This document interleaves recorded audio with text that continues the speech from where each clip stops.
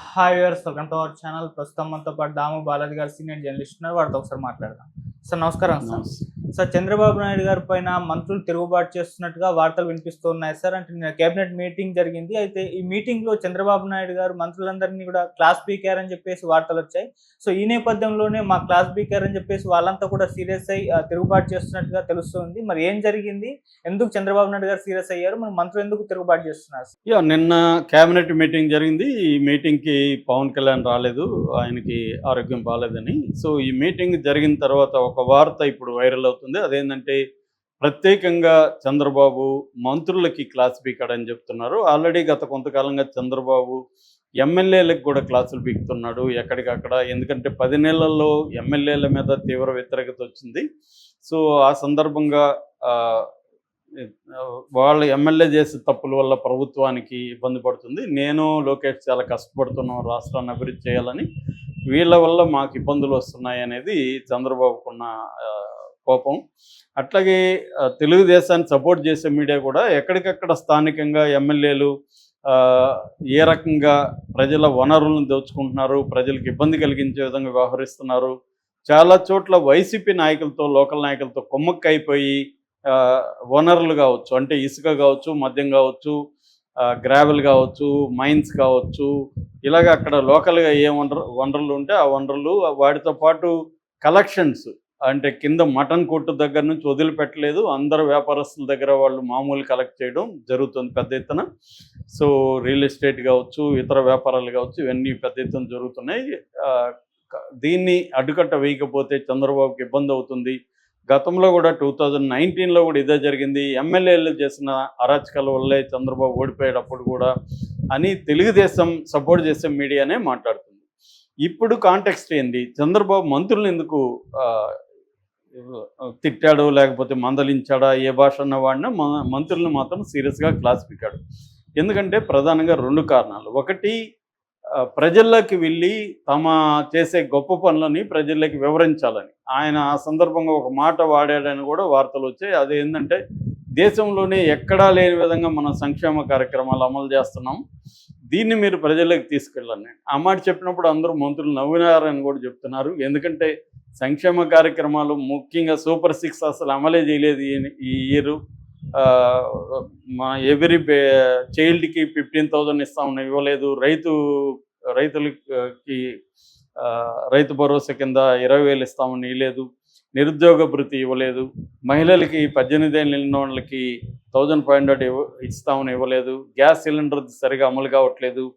తర్వాత ఉచిత బస్సు లేదు. ఇవేవి లేకుండా దేశంలోనే ఈ సంక్షేమ కార్యక్రమాలు గొప్పగా అమలు చేస్తున్నాం చంద్రబాబు అంటే వీళ్ళు నవ్వారని. అదే కాకుండా చంద్రబాబే ఈ మధ్యకాలంలో ఖజానాలో డబ్బులు లేదు, నాకు చాలా చేయాలని ఉంది, అందుకే చేయలేకపోతున్నాను, ఆయన అనేకసార్లు చేతులు ఎత్తేసిన సందర్భం కనబడుతుంది.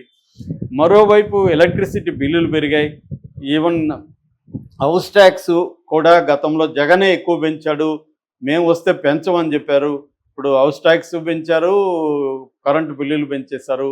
మిడిల్ క్లాస్ మీద ఎఫెక్ట్ అయింది, లోవర్ క్లాస్ మీద అయింది. అసలు డబ్బులు సర్క్యులేట్ అవ్వడమే మానేసింది. నెగిటివ్ జిఎస్టీ గ్రోత్లోకి వెళ్ళిపోయింది. ఇటువంటి కండిషన్లో చంద్రబాబు క్లాస్ బెక్కుతున్నాడు అనేది వాళ్ళకున్న ఆవేదన. రెండవ కారణం చంద్రబాబు క్లాస్ బెక్కడానికి, ఈ మధ్యకాలంలో జగన్ యాక్టివ్ అయ్యాడు, అగ్రెసివ్ అయ్యాడు, వైసీపీ వాళ్ళు అగ్రెసివ్ అయ్యారు. జగన్ అనేక విమర్శల్ని ముందుకు తీసుకొస్తున్నారు. ముఖ్యంగా ప్రధానంగా ఈ మధ్య 2 సంఘటనలు చోటు చేసుకున్నాయి.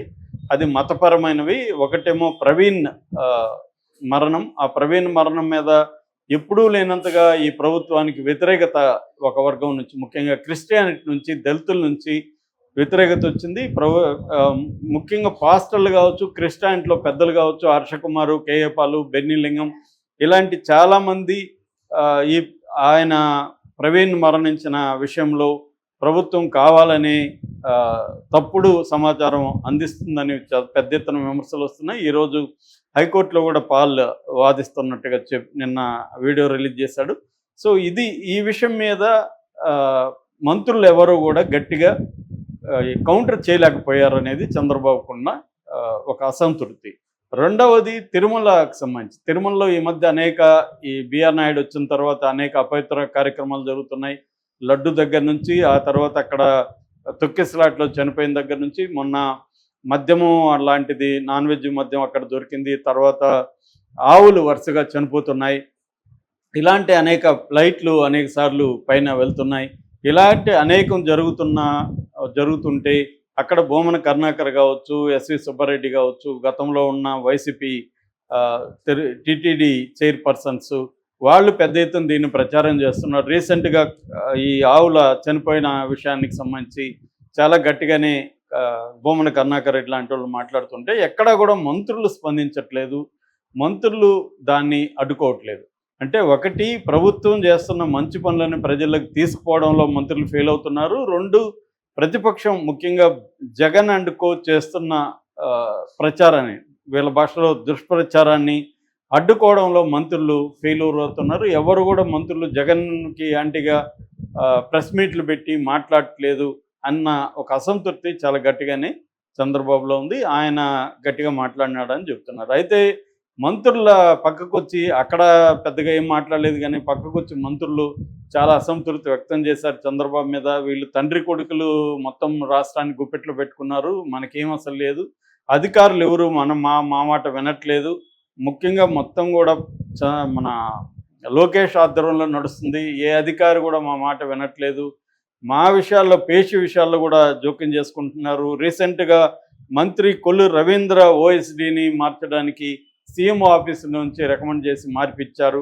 ఇలాగ మంత్రుల పేషీలో, మంత్రుల దీంట్లో కూడా మంత్రుల మాట చెల్లుబాటు కావట్లేదు. సీఎంఓ ఆఫీస్ నుంచి లేదా లోకేష్ నుంచే కంట్రోల్ జరుగుతున్నాయి. సకల శాఖ మంత్రిగా లోకేషే బిహేవ్ చేస్తున్నాడు. ఇంకా మా మాట ఎవరు విన్నప్పుడు మేము ఎలా దీన్ని ప్రజల్లోకి వెళ్ళాలి అనేది నెంబర్ 1. నెంబర్ 2, అసలు సూపర్ 6 అమలే అనేది చేయకుండా మరోపక్క కరెంట్ ఛార్జీలు పెంచడం, ట్యాక్సులు పెంచడం, రైతుల విషయాన్ని పట్టించుకోవడం, ఆక్వా రైతుల ఆందోళన ఉంటే వాళ్ళని పట్టించుకోవడం, మిర్చి రైతుల ప్రాబ్లమ్స్ ఇవన్నీ ఉంటే మనం ఇప్పుడు జనంలోకి వెళ్ళి మాట్లాడితే మనల్ని నిలదీస్తూ ఉన్నారు జనాలు. మీరేం చేయలేదు 10 నెలలుగా, జగన్ పాలనే బెటర్ అంటున్నారు, మేము ఎలా మొఖాలు చూపించి వెళ్ళాలి అనేది వాళ్ళు ఆందోళన ఎక్స్ప్రెస్ చేసినట్టుగా తెలుస్తుంది. జగన్ కూడా ఇదే అంటున్నాడు, తెలుగుదేశం వాళ్ళు ఎవరు కూడా మంత్రులు కానీ ఎమ్మెల్యేలు కానీ ప్రజల్లోకి వెళ్ళే పరిస్థితి లేదు, ఎందుకంటే ప్రజల్లోకి వెళ్తే వాళ్ళు నిలదీస్తారు, మీకు జగన్ పాలన బాగుండదు లేదని మీరు ఇచ్చిన హామీలు నమ్మి మీకేసాము, మీరేమీ హామీలు నెరవేర్చలేదు, అదేదో మొరటి సామెత ఉంది కదా, అలాగా ఇంకేదో దానికి పోతే ఉన్నది కూడా పోయిందని, అది కూడా ఊడిపోయింది. జగన్ భాషలో చెప్పాలంటే బిర్యానీ కోసం వెళ్ళి పలావ్ కూడా పోయింది అనేది వాళ్ళు ఫీల్ అవుతున్నారు. ఇదైతే వాస్తవం. ఎందుకంటే ఎక్కువ హామీలు ఇచ్చేసి అక్కడైనా ఇక్కడైనా అలివిగానే హామీలు, ఎందుకంటే జగన్ ఇచ్చిన హామీలకే 77,000 కోట్లు పర్ ఇయర్ ఖర్చు అయితే చంద్రబాబు హామీలకి 1,30,000 కోట్లు, అంటే దాదాపు డబుల్ అవుతుంది. ఆల్రెడీ జగన్ ఇచ్చిన అమలు చేయడానికే ఆయన 10 లక్షలు 13 లక్షలు నోటికొచ్చిన ఫిగర్లు చెప్పారు వీళ్ళు అప్పులు. మరి అలాంటి అప్పులు ఉన్నప్పుడు చంద్రబాబు ఏ ఉద్దేశంతో చెప్పాడు? సంపద సృష్టిస్తానని చెప్పేవాడు. ఇప్పుడేమో సంపద సృష్టి అనే మాట పక్కన పెట్టేసి ఖజానాలో డబ్బులు లేదని ఖజానాలో డబ్బులు లేదనేది అప్పుడు తెలియదా మీకు అనేది ఇవాళ విమర్శ బలంగా వస్తుంది. సో ఈ నేపథ్యంలో సర్వే కూడా ఒక సర్వే లీక్ అయింది. ఆ సర్వేలో 71 ఎమ్మెల్యేల మీద తీవ్ర వ్యతిరేకత ఉంది, ఇంకొక 30-40 ఎమ్మెల్యేల మీద కూడా వ్యతిరేకత ఉంది. అంటే ఈ 124 ఎమ్మెల్యేల్లో దాదాపు 80 మందికి పైన కొత్త వాళ్ళు, ఫస్ట్ టైం ఎమ్మెల్యేస్, వాళ్ళు చాలా కరప్ట్గా ఉన్నారని చెప్తున్నారు. ఎందుకంటే పార్టీ లాయల్టీ కానీ ఏమీ వాళ్ళకి లేదు, వాళ్ళు విపరీతంగా కరప్షన్లోకి వెళ్ళిపోయారని. ఈ మధ్య తెలుగుదేశానికి అనుకూలంగా ఉండే ఒక పోల్ మేనేజ్మెంట్ ఏజెన్సీ సోషల్ మీడియాలో ఒక పోస్ట్ పెట్టారు. అందులో ఏంటంటే తండ్రి కొడుకులు మాత్రమే కష్టపడుతున్నారు ఈ రాష్ట్ర అభివృద్ధి కోసం, మిగతా ఏమీ లేవు. ప్రధానంగా 5 సమస్యలు ఈ రాష్ట్రంలో ఈ కూటమికి ఎదురవుతున్నాయి.